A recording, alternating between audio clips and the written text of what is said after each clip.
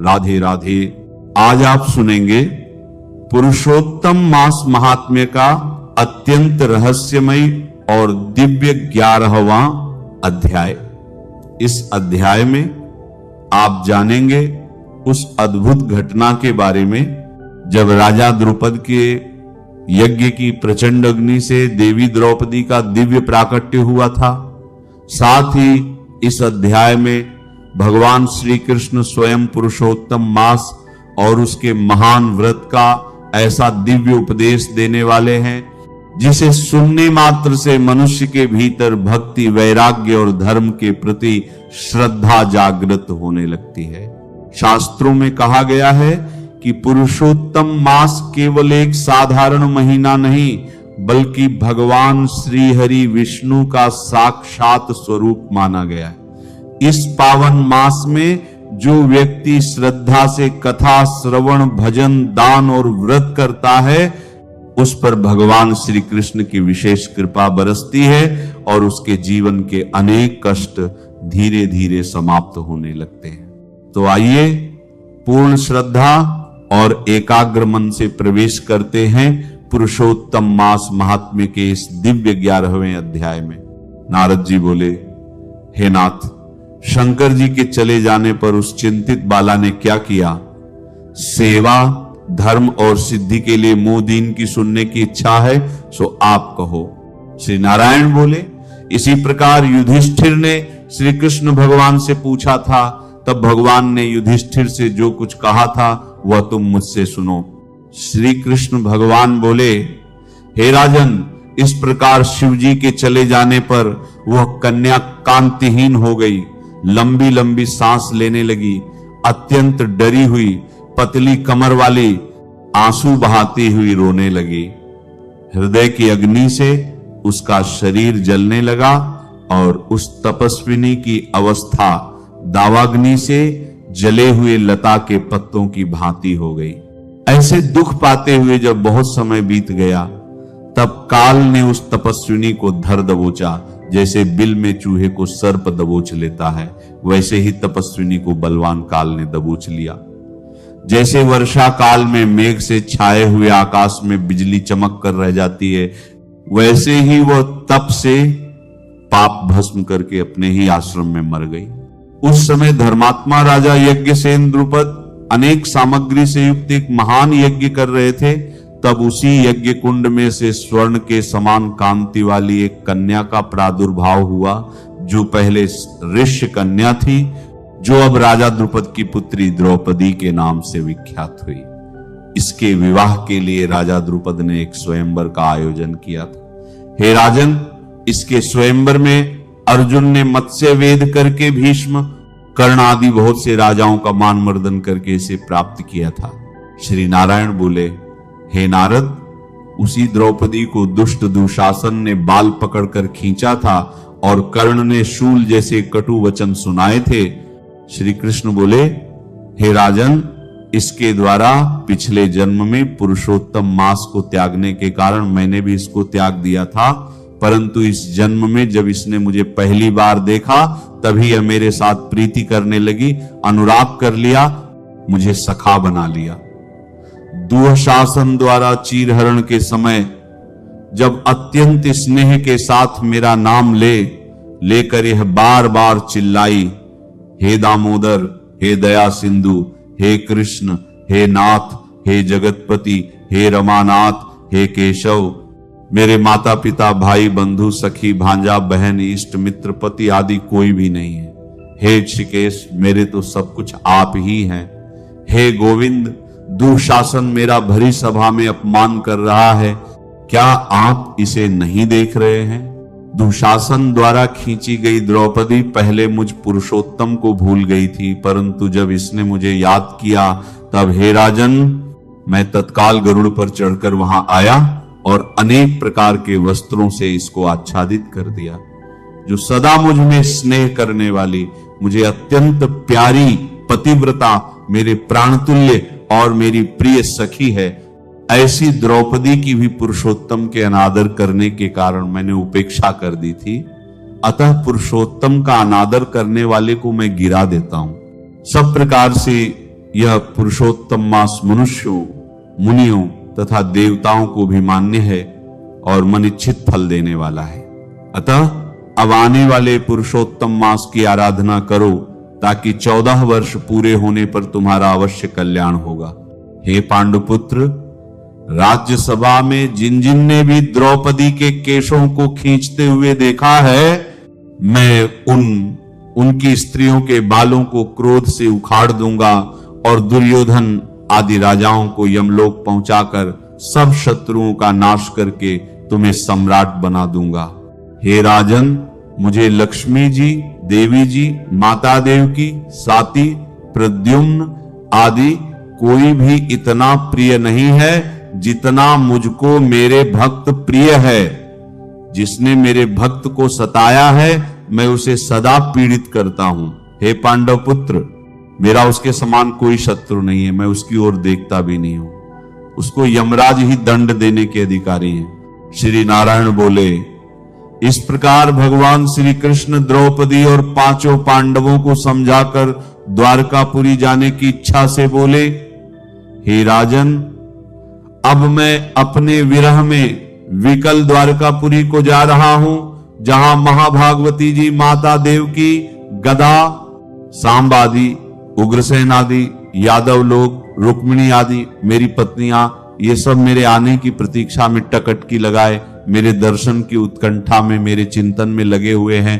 श्री नारायण बोले, श्री कृष्ण भगवान के ऐसा कहने पर और उनके जाने के अभिप्राय को समझकर 5 पांडव पुत्र गदगद कंठ से बोले, हे जनार्दन, जैसे जलचर प्राणियों का जल ही जीवन है, वैसे हमारे भी जीवन आप ही हैं।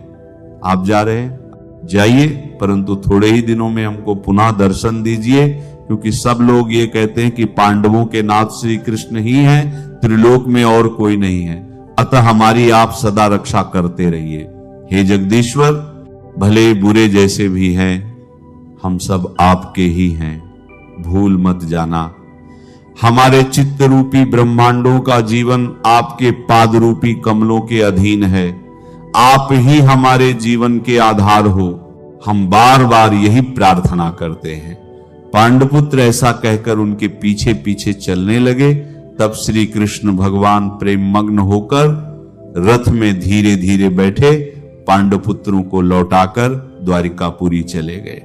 श्री नारायण बोले, द्वारिकानाथ श्री कृष्ण के द्वारिकापुरी चले जाने के बाद युधिष्ठिर अपने भाइयों सहित तप, नियम, व्रत करते हुए तीर्थ यात्रा को चल दिए। हे नारद जी, भगवान के प्रिय पुरुषोत्तम मास में मन लगाकर और श्री कृष्ण का वचन स्मरण कर द्रौपदी और छोटे भाइयों से युधिष्ठिर जी बोले, आहा, हमने पुरुषोत्तम मास का कितना उच्च महात्म्य सुना है। इसके बिना आराधना के मनुष्य कैसे सुखी रह सकता है। इस लोक में वही पूज्य, धन्य और श्रेष्ठ है जो अनेक प्रकार के नियमों से पुरुषोत्तम की पूजा करे। इस प्रकार तीर्थ यात्रा करते हुए पुरुषोत्तम मास आ गया। सबने विधि के अनुसार नियम धारण किया। हे मुनि, 14 वर्ष भी पूरे हो गए। तब श्री कृष्ण की कृपा से उन्होंने भारतवर्ष का निष्कंटक राज्य प्राप्त किया। पहले सूर्यवंशी राजा दृढ़धनवा पुरुषोत्तम के ही सेवन से महालक्ष्मी पाकर पुत्र पौत्र का सुख तथा अनेक प्रकार के भोगों को भोग कर अंत में हरिलोक को गए। हे मुनिसत्तम, मैं पुरुषोत्तम मास का अतुल महात्म्य करोड़ों कल्पों में भी कहने में समर्थ नहीं हूं। सूत जी बोले, हे विप्रो, यद्यपि मैंने पुरुषोत्तम का महात्म्य वेद व्यास जी से सुना है, तो भी कहने में असमर्थ हूं। संपूर्ण महात्म्य को या तो आप नारायण ही जानते हैं या साक्षात कुंठवासी हरि जानते हैं। सब ब्रह्मा आदि देवता गोलोकनाथ श्री कृष्ण के सिंहासन को नमस्कार करते हैं। स्वयं पूजने वाले देवता भी पुरुषोत्तम मास का महात्म्य नहीं जानते, फिर मनुष्य कैसे जान सकते हैं। अगले अध्याय में आप सुनेंगे चित्रधर्मा का वैकुंठ गमन तथा दृढ़धनवा राजा की कथा। इसी के साथ अब आप सुनिए भगवत गीता का यह महात्म्य। भगवान श्री विष्णु माता लक्ष्मी से बोले, सुमुखी, अब मैं छठे अध्याय का महात्म्य बताता हूं, जिसे सुनने वाले मनुष्यों के लिए मुक्ति कर्तलगत हो जाती है। गोदावरी नदी के किनारे प्रतिष्ठानपुर पैठन नाम का एक बड़ा नगर था। वहां पीपल नाम से प्रसिद्ध एक व्यक्ति रहता था। उसी नगर में जानश्रुति नाम के एक राजा राज्य करते थे, जो अपनी प्रजा के बहुत प्रिय थे। उनका तेज और प्रभाव सूर्य के समान बहुत शक्तिशाली था। राजा रोज यज्ञ करते थे और उन यज्ञों के धुएं से वातावरण पवित्र हो जाता था। उनकी दानशीलता इतनी महान थी कि ऐसा लगता था जैसे स्वयं देवता भी उनके यज्ञ और दान से प्रसन्न रहते हों और प्रतिष्ठानपुर को छोड़कर कहीं नहीं जाते थे। राजा के दान और पुण्य कार्यों के कारण समय पर वर्षा होती थी और पूरा राज्य सुख, शांति और समृद्धि से भरा रहता था। उस राजा के राज्य में कहीं भी अन्याय, बुराई या अशांति नहीं थी। चारों ओर अच्छी व्यवस्था थी। राजा लोगों की भलाई के लिए जगह जगह कुएं, बावली और तालाब बनवाते थे, जिससे राज्य में सुख और समृद्धि बनी रहती थी। एक समय राजा के दान, तप, यज्ञ और प्रजापालन से संतुष्ट होकर स्वर्ग के देवता उन्हें वर देने के लिए आए। वे कमलनाल के समान उज्जवल हंसों का रूप धारण करके अपनी पंख हिलाते हुए आकाश मार्ग से चलने लगे।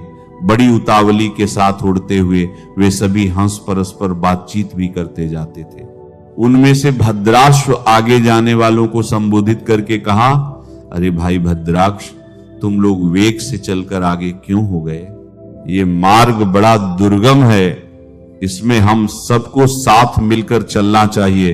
क्या तुम्हें दिखाई नहीं देता? ये सामने ही पुण्य मूर्ति महाराज जानश्रुति का तेज पुंज अत्यंत स्पष्ट रूप से प्रकाशमान हो रहा है।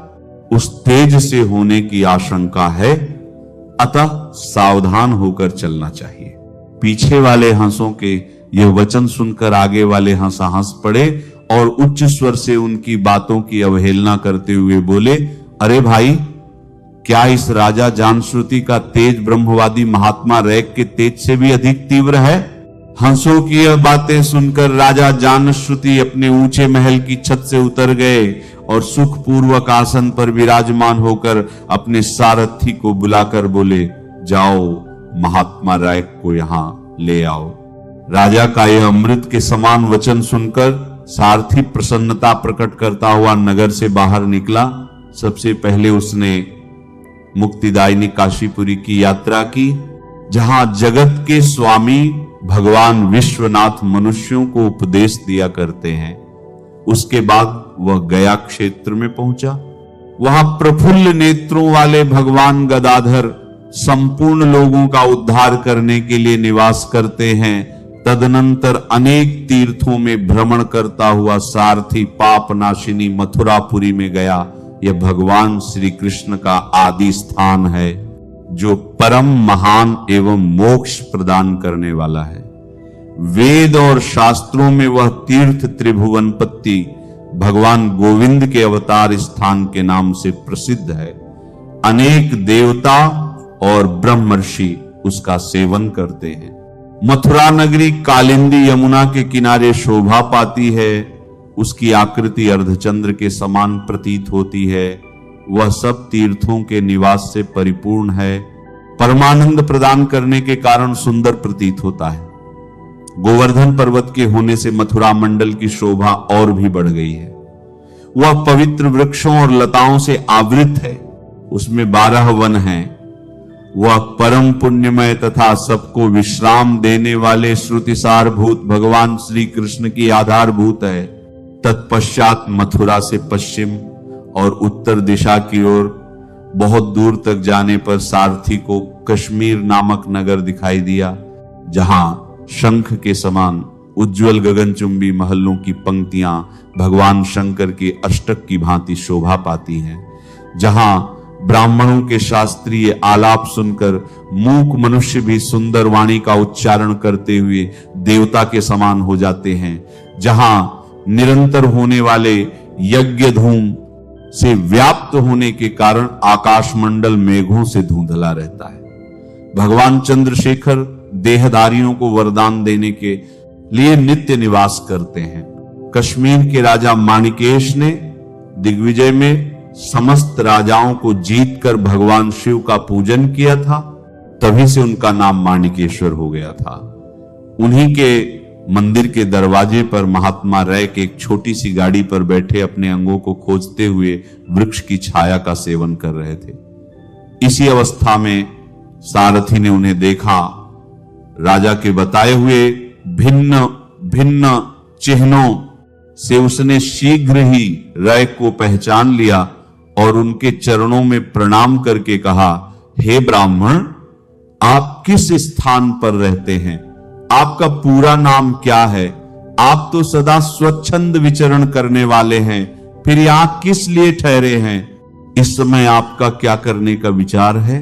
सारथी के वचन सुनकर परमानंद में निमग्न महात्मा रैक ने कुछ सोचकर उससे कहा, यद्यपि हम पूर्ण काम हैं, हमें किसी वस्तु की आवश्यकता नहीं है, तथापि कोई भी हमारी मनोवृत्ति के अनुसार परिचर्या कर सकता है। रैक के हार्दिक अभिप्राय को आदर पूर्वक ग्रहण करके सारथी धीरे से राजा के पास चला गया। वहां पहुंचकर राजा को प्रणाम करके उसने हाथ जोड़कर सारा समाचार निवेदन किया। उस समय स्वामी के दर्शन से उसके मन में बड़ी प्रसन्नता थी। सारथी के वचन सुनकर राजा के नेत्र आश्चर्य से चकित हो उठे। उनके हृदय में रैक का सत्कार करने की श्रद्धा जागृत हुई। उन्होंने 2 खच्चरों से जुती हुई एक गाड़ी लेकर यात्रा की, साथ ही मोती के हार, अच्छे अच्छे वस्त्र और 1 सहस्त्र गाय भी लेकर गए। कश्मीर मंडल में महात्मा रायक जहां रहते थे, उस स्थान पर पहुंचकर राजा ने सारी वस्तुएं उनके आगे निवेदन कर दी और पृथ्वी पर पड़कर साष्टांग प्रणाम किया।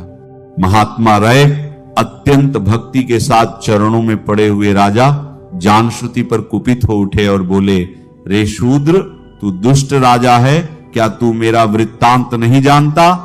ये खच्चरों से जुती हुई अपनी ऊंची गाड़ी ले जा, ये वस्त्र, ये मोतियों के हार और ये दूध देने वाली गायें भी स्वयं ही ले जा। इस तरह आज्ञा देकर राक ने राजा के मन में भय उत्पन्न कर दिया। तब राजा ने शाप के भय से महात्मा राक के दोनों चरण पकड़ लिए और भक्ति पूर्वक कहा, हे ब्राह्मण, मुझ पर प्रसन्न होइए। भगवान, आप में यह अद्भुत महात्म्य कैसे आया? प्रसन्न होकर मुझे ठीक ठीक बताइए। रैक ने कहा, राजन, मैं प्रतिदिन गीता के 6ठे अध्याय का जप करता हूं, इसी से मेरी तेजो राशि देवताओं के लिए भी दुस्तर है। तब परम बुद्धिमान राजा जानश्रुति ने यत्न पूर्वक महात्मा रैक से गीता के 6ठे अध्याय का अभ्यास किया। इससे उन्हें मोक्ष की प्राप्ति हुई। इधर रैक भी भगवान माणिकेश्वर के समीप मोक्षदायक गीता के 6ठे अध्याय का जप करते हुए सुख से रहने लगे। हंस का रूप धारण करके वरदान देने के लिए आए हुए देवता भी विस्मित होकर स्वेच्छानुसार चले गए। जो मनुष्य श्रद्धा, भक्ति और एकाग्र मन से इस दिव्य अध्याय का नित्य स्मरण और पाठ करता है, वह धीरे धीरे भगवान श्री हरि विष्णु की भक्ति में लीन होकर उनके परम स्वरूप को प्राप्त होता है। इसमें तनिक भी संदेह नहीं है। पुरुषोत्तम मास की यह पावन कथा केवल कथा नहीं, बल्कि आत्मा को पवित्र करने वाला दिव्य अमृत मानी गई है। नमो भगवते वासुदेवाय नमः। इसी पावन मंत्र के साथ आज की श्री पुरुषोत्तम मास महात्म्य कथा का यहीं पर समापन होता है। भगवान श्री हरि विष्णु की कृपा आप सभी के जीवन पर सदैव बनी रहे। आपके घर में सुख, शांति, समृद्धि और धर्म का प्रकाश बना रहे और पुरुषोत्तम भगवान आपके सभी कष्टों को दूर करके जीवन को मंगलमय करें। अगले अध्याय में हम फिर सुनेंगे पुरुषोत्तम मास की एक और अद्भुत, रहस्यमयी और कल्याणकारी कथा। तब तक भगवान श्री हरि का स्मरण करते रहिए और इस पावन कथा को अपने हृदय में बसाए रखिए। नमः शिवाय। श्री महालक्ष्मी नमः। नमो भगवते वासुदेवाय। जय मां सरस्वती। जय श्री कृष्ण। राधे राधे।